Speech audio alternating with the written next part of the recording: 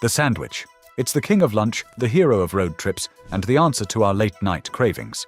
Some estimates say the average American eats over 300 of them a year. It can be a simple snack or a full meal, hot or cold, and you can find it just about everywhere on Earth.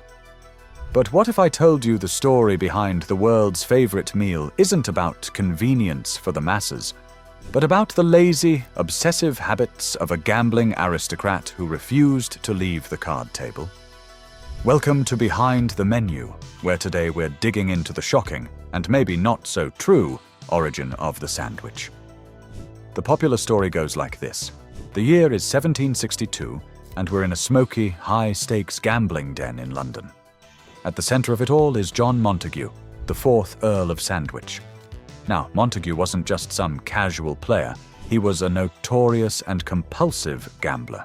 Legend, popularized by a French travel writer named Pierre-Jean Grollet, says Montague was deep into a 24-hour marathon gaming session. The stakes were high, the cards were hot, and he was so hooked he refused to stop for a proper meal. This was a real problem. In the 18th century high society, you didn't just grab a bite. Eating was a formal sit-down affair with courses and cutlery.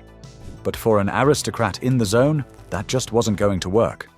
He needed to eat, but he couldn't stand the thought of leaving the game. He might have been a powerful minister of state, but in that moment all he cared about was the next hand. Facing this dilemma, the Earl had a moment of genius, born not from some culinary vision, but from pure convenience. He ordered his valet to bring him a slice of salt beef, tucked between 2 pieces of toasted bread. This was a game changer. It let the Earl eat with one hand and keep his other hand free for the cards. And just as important, the bread kept his hands, and the playing cards, from getting greasy. It was the perfect fix for a guy who couldn't be bothered. His gambling buddies saw the simple genius of the Earl's meal and soon started asking for the same as sandwich. The name stuck. It was specific, it was catchy, and before you knew it, the man's title became the name of the meal. The sandwich was born. The word itself first shows up in print that same year. In November 1762, the historian Edward Gibbon wrote in his journal about seeing some of the most powerful men in the kingdom supping upon a bit of cold meat or a sandwich. The capital S shows it was still tied directly to the Earl's name. By 1773, it made its way into a cookbook, and the sandwich officially had its place in the world. But who was this John Montague, whose biggest legacy is lunch? He was way more than just a gambler. Born into nobility in 1718, he became the 4th Earl of Sandwich when he was just 10. He held some of the highest political offices in Britain, including Postmaster General and First Lord of the Admiralty, making him a major player in the government during the American Revolutionary War. But his reputation was complicated. He was known as a womanizer and a member of the infamous Hellfire Club. One critic even called him the most universally disliked man in England. His leadership of the Navy was heavily criticized, and his personal life was marked by scandal. His wife was declared insane, and his mistress, Martha Ray, was tragically murdered on the steps of a theater by a jealous lover. So, while the gambling story is a lot more fun, many historians think the real story is a bit more boring. They argue the sandwich was likely invented because the Earl worked such long hours at his desk and needed an efficient way to eat. But the tale of the lazy, card-obsessed aristocrat was just too good to fade away. And it's this version, true or not, that has stuck with us. So let's be real. Did one English aristocrat in 1762 actually invent the idea of putting food between bread? Of course not. While the Earl gets all the credit for naming and popularizing the modern sandwich, the concept is ancient. If you look back through history, you can find sandwich-like meals everywhere. During the 1st century BC, a Jewish sage named Hillel the Elder is said to have wrapped lamb and bitter herbs between 2 pieces of soft matzah during Passover. This Hillel sandwich is still part of the Seder dinner today. Even earlier, ancient Romans ate a dish that involved stuffing cheese and herbs into sliced bread. And in the Middle Ages, people used trenchers, thick, flat slabs of stale bread that served as edible plates. You'd put your food on top, and when you were done, you could eat the sauce-soaked bread or give it to the poor. So what was the Earl's true legacy? It wasn't invention, it was branding. He gave a name and a great backstory to an idea that had been around for centuries. His celebrity status in London society took the sandwich from a personal habit and turned it into a full-blown trend. From those fancy London clubs and offices, the sandwich started a journey that would change how the world eats. At first, it was a late-night snack for men while they drank and gambled, but it gradually became a respectable meal for polite society. But the real explosion happened during the Industrial Revolution.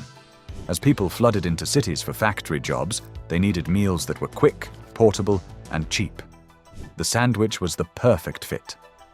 By 1850, London had about 70 sandwich vendors on its streets. The idea spread across the globe. In Spain, the bocadillo became a staple for workers. But the sandwich's biggest moment came when it crossed the Atlantic to America. A major turning point was the invention of pre-sliced bread in 1928, making sandwich making easier for everyone. Then American creativity took over. The po' boy came out of New Orleans in 1929, created to feed striking streetcar workers, the poor boys, for free.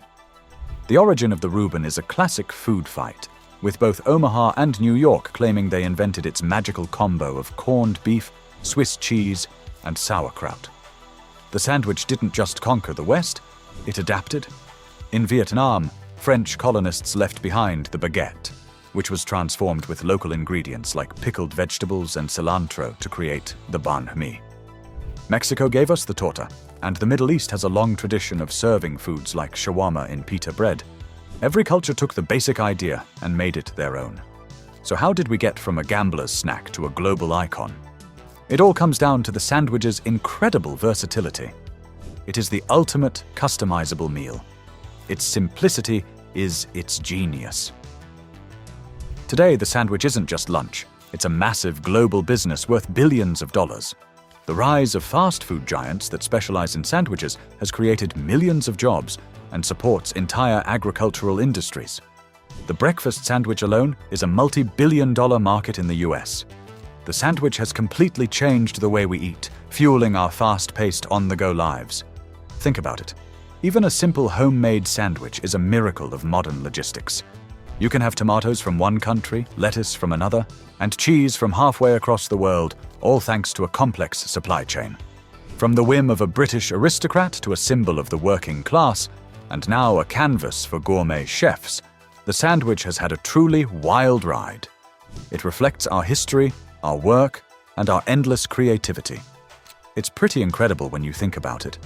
A simple idea, maybe born from laziness, maybe from overwork, ended up changing the way the entire world eats. It's a testament to convenience, creativity, and the simple joy of a good meal you can hold in your hands. What started with a slice of beef between two pieces of toast now has endless variations around the world, each one telling a little story about the culture that created it. It's a culinary icon that's both deeply personal and universally understood. So the next time you unwrap your lunch, take a second to appreciate its journey. You're holding a piece of history, a direct descendant of a gambling Earl's legacy. If you enjoyed this story, be sure to subscribe to Behind the Menu for more deep dives into the food we eat. And let us know in the comments, what's your all-time favorite sandwich?